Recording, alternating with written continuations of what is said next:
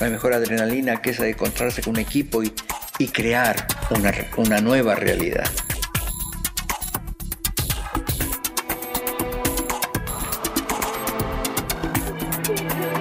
En 1977. Vas a venir a buscar esto, te vas a ir corriendo y él va a ir detrás tuyo. Eso con la cámara ya, ¿no? Yo creo que un director se hace durante toda su vida. Que no hay ningún diploma, que no hay ninguna etapa, ningún punto que diga, bueno, ahora uno es un director. Hasta que la televisión se interesa por Mujica Lainez y Manucho dice, bueno, yo cedo los cuentos y los hace Barney. Y bueno, esa fue la forma en que entré a la televisión.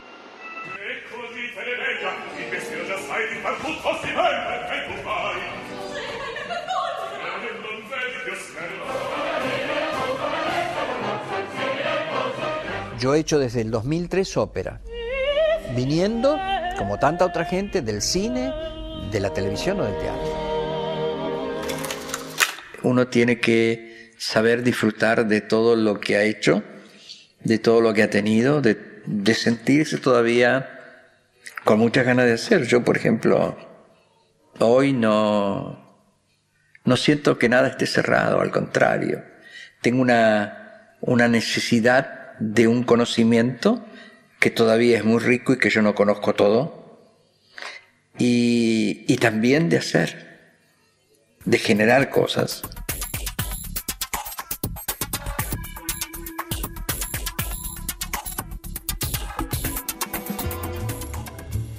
Bueno, y acá está Oscar Barney Finn, nos lo trae Susanita Reynoso. Qué lujo, Susi. Qué lujo, sí, 50 años de arte para 50 este años de arte, director de cine, de tele, de teatro, de ópera. Sí. Escribe guiones, agarra los mejores libros y los pasa a cine. Un verdadero artista cumpliendo 50 años. Gracias por la visita. Gracias a ustedes por invitarme, por estar acá.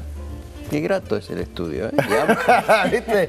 Además, Oscar tiene el vicio profesional, entonces mira las cámaras y sabe qué plano me va a dar. Sí, Estaba sí. acá. ¿Sabes qué? Aprovechá y después me los retazo un poco a todos, un poquito. No, Es un obsesivo. No. de lo- Vos tenés No, autoridad, así no, que... Ya lo creo. Yo, Bueno, llegué a la televisión y me preocupaba mucho la forma en que tenían de hacerla y me costó mucho incorporar una serie de cosas. Y claro, para jorobarme me decían que bueno, yo era un tipo de cine que quería hacer cine en la televisión. No, yo quería usar bien los planos, yo quería usar una grúa que descubrí ahí en el Canal 1 de Canal 7 y dije, qué bárbaro, es como volver a los viejos estudios que tenía el cine argentino, volver a los míticos San Miguel, Sonofilm, donde había esas grúas que aquellos grandes directores usaban maravillosamente bien. Pero es cierto que vos rompiste con no sé, era una leyenda, que el cine había que hacerlo bien y la tele más o menos. Y vos llegaste a la tele y le hiciste bien también. Es decir, le ponían, suponete, en el piso, ponían cámara allá, cámara acá y cámara en el centro. Plano central, contraplano. Y el chao. contraplano nunca, a veces no se correspondía, ni eso visualmente me hacía ruido. Me hacía ruido. Entonces, bueno, me gustaba la continuidad de la secuencia, el plano secuencia. Me acuerdo que hicimos una versión de La Ronda, una vieja película de Max Ophuls y era en el estudio 1 de Canal 7. Y yo había hecho construir una calecita y ellos, para darme el gusto, le hacían atracción el movimiento de la calecita. Y entonces la calecita estaba en un extremo. Y por la puerta aparecía Pablo Alarcón, que era el conductor de la calecita, de las historias. Y además a mí me encantaba el humo, la bruma, no es el humo, la bruma. Y después eso en medio me quedó como un sello. Ah, bueno, Barney va a poner humo. Y andaban con la máquina de humo por todos lados. No, simplemente, entonces todo era el estudio 1 lleno de humo. Y el dolly, esperando a Pablo, yendo hacia atrás, elevándose, girando sobre todo el estudio, que era toda una especie de parque, con una idea como de un puente, Sí. unas construcciones. Claro, uno sentía Fantástica. Hollywood. Claro, claro. Y Era un una canal forma... de televisión y un canal que, bueno, estoy hablando del año 81, 82, posteriores, a la realización de Misteriosa Buenos Aires, porque yo entré a la televisión porque la televisión quiso tener a Mujica Lainez. Qué increíble, claro, ¿no? Manucho dijo, bueno, sí, voy a dar los derechos, pero que lo haga Barney. Bueno, ahí estaba yo y ahí hicimos esos cuentos. Pero es importante esto porque mucha gente ya no conoce a Mujica Lainez. No. Muchos jóvenes que están del otro lado ya no lo conocen. ¿Quién será y Mujica Lainez? Ha sido un escritor tan exquisito y tan provocador y tan revolucionario. Totalmente. Vos tuviste la suerte de conocerlo mucho y además de convertirlo en popular en muchos sentidos, ¿no? Y además, bueno, él ya lo había sido un poco. Ya había vendido muchos libros, pero bueno, Marzo, a otro público. Claro, como Marzo. Él había aparecido de una manera, digamos, muy particular, es decir, con mucho escándalo, quiero decir. Es decir, él había estrenado eso, le habían prohibido Marzo, y bueno, nada, ahí estaban. Bueno, Susi, estuviste yendo a ver la... Antes te quería, perdona que te interrumpa, no solo Mujica Lainez, también a Bioy Casares. Sí, a Bioy. 50 años en los escenarios le ha permitido conocer realmente a grandes Pirandello. ¿no? Debo decir que a veces cuando uno mira hacia atrás se asombra lo rica que de pronto y buena que ha sido la vida, porque uno siempre se queja y reclama y pide, y a veces no se da cuenta que he transitado la suerte de conocer y de ver. Es decir, no todas las cosas son bien tangibles, o sea, a veces hay cosas muy intangibles que quedan en la vida. Es lo que decía de alguna manera Victoria Ocampo, que esa casa de acá de ella, de Villa Ocampo, no guardaba grandes tesoros materiales, pero guardaba de manera intangible tantas cosas en ese parque. El espíritu de todos los que pasaron. Y yo creo que cuando yo estaba en esa casa filmando, y eso era en los años 90, bueno, todo eso estaba de alguna manera en uno lo palpaba, lo respiraba, es decir, ese parque, esos salones, esa casa.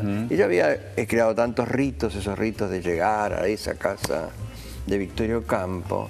Yo tenía un amigo en La Plata, él era de Berisso, y a veces venía en esos peregrinajes hasta la casa para tomar el té y estar.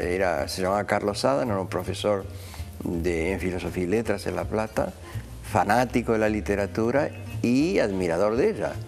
Yo digo que más con ese amigo... De La Plata a San Isidro. Y de Berisso. Y de Berisso, sí, más lejos todavía. Mi primer contacto con una persona importante, literaria, fue porque Adams, cuando yo decidí crear un cineclub en Berisso, estoy hablando de años 57, 58. ¿De dónde sos? De dónde soy, y además con mucho orgullo, porque he tenido una juventud con gente ahí divina y me he formado en cosas que me han gustado. Entonces, ese primer peregrinaje que me hace hacer Adams es para llegar a una casa que está en la calle Ayacucho, al lado de una peluquería muy famosa, entre Juncal y Arenales, en el segundo piso, un departamento muy chiquitito, para tener un encuentro con Ezequiel Martínez Estrada y su mujer. Mirá. Entonces, este hombre que había tenido tanta injerencia en la literatura, con esa radiografía de La Pampa, que en ese año cumplía sus 25 años. Entonces, ese día yo me di el gusto, siendo un adolescente, de estar sentado ahí hablando con él, y ahí es donde escuché por primera vez el nombre de Victoria Ocampo. Mirá.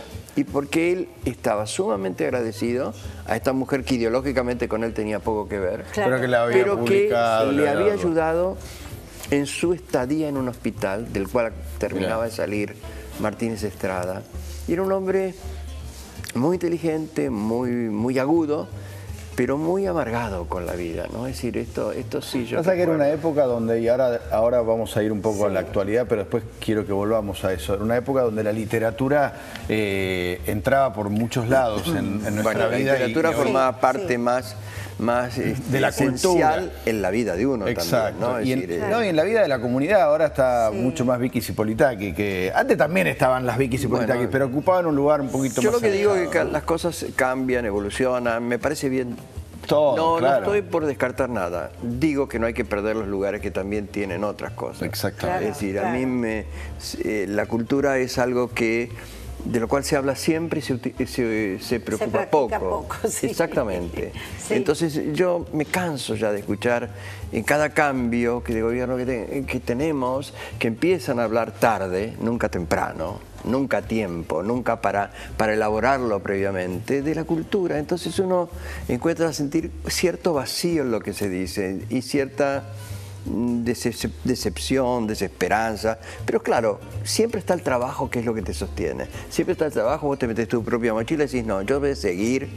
Y cuando estás en un teatro, como estoy ahora, y semanalmente la gente viene, se sienta, absorbe un texto y te lo expresa, te lo manifiesta, eso es alentador. Ahora estamos siempre. viendo la obra que ya comentó Susi acá. Que se Contanos, llama Susi. El Poder Absoluto. A Susi le encantó. Me encantó porque pasa muy pocas veces en el teatro. Llegás a ver esta obra que está protagonizada en este momento por Carlos Caspar y por Gonzalo Heredia. Antes la pareja protagónica fue Carlos Caspar y Paulo Brunetti, que es un actor que se tuvo que ir a Chile. En Chile, a partir de julio, la obra va a estar con estos dos protagonistas iniciales. Ajá. Es un duelo. Es un duelo verbal, un duelo interpretativo, entre un político que tiene todas las mañas de un político ya. Un viejo político, piratón de la política. Claro, que le pide a un aparentemente inocente joven político que haga un trabajo sucio. Entonces uno va viendo cómo ese político joven va creciendo en el escenario, pero hubo algo que me impresionó muchísimo: el silencio absoluto de todo el público. Muy pocas risas cuando se produce una escena graciosa o por lo menos irónica, y al final el estallido del aplauso. De manera Ay, que yo qué creo lindo, que en los vicios de esos dos hombres que hacen un duelo en el escenario, creo que cada uno de nosotros se reconoce, o por lo menos reconoce también a los políticos que tiene en su propio país, ¿no? Eso me pareció magnífico y se lo dije cuando salimos de la función. A mí me maravilla que con qué atención la gente sigue todo esto. Todo, es cada decir, parte de y la esto me obra. reconcilia con el teatro que yo aprendí a ver, es Claro. decir, que experimenté tantas veces, porque hoy, no sé si a ustedes les habrá ocurrido, sucede que las plateas poco le importa lo que sucede de verdad arriba del escenario, sino que festejan, y algunos se atreven hasta a acotar cosas desde la platea. Sí. Ha habido recientemente cosas muy Sí. exitosas, Sí. donde era imposible seguir la obra porque concitaban tantas otras cosas, la atención del público o el interés, que aplaudían. Eso me hacía acordar a las viejas giras de obras radioteatrales Sí. que antes salían a los teatros, y me acuerdo que había una cosa muy famosa que se llamaba Fachenzo el Maldito, y la gente de la platea que iba a ver esas cosas de gira, que las escuchaba en la radio, participaba. Se enojaban con el Se mal. enojaban o alertaban para que vieran que aquel estaba por entrar con un puñal. ¡Te va a matar! Entonces, bueno, hoy a veces cuando uno va al teatro y se encuentra con eso, recuerda, pero cuánto añora Era mucha inocencia, ¿no? que esos climas que hablaba Susana y que tienen poder absoluto y que logran esos actores, a uno lo maravilla. Yo veo la obra siempre, porque siempre uno aprende y siempre aporta. Entonces, Toda la veo. noche que hay función está Oscar ahí, cosa que no hacen los directores o no En suelen el hacer. Teatro Pairó. Pero el yo Pairo. tuve una formación con un hombre que es un referente para mí importantísimo y que me enseñó a ver el teatro y a practicar el teatro de una manera como yo no encontraba en ese momento, y que era Carlos Gandolfo. Claro. Ah, un Entonces grande. ese rigor, ese conocimiento, esa profundidad, esa convicción que él tenía de las cosas, a un hombre que se había formado de la manera que él se formó y que luego creció porque investigó y el teatro se transformó en algo realmente importante. Bueno, yo absorbí todo eso.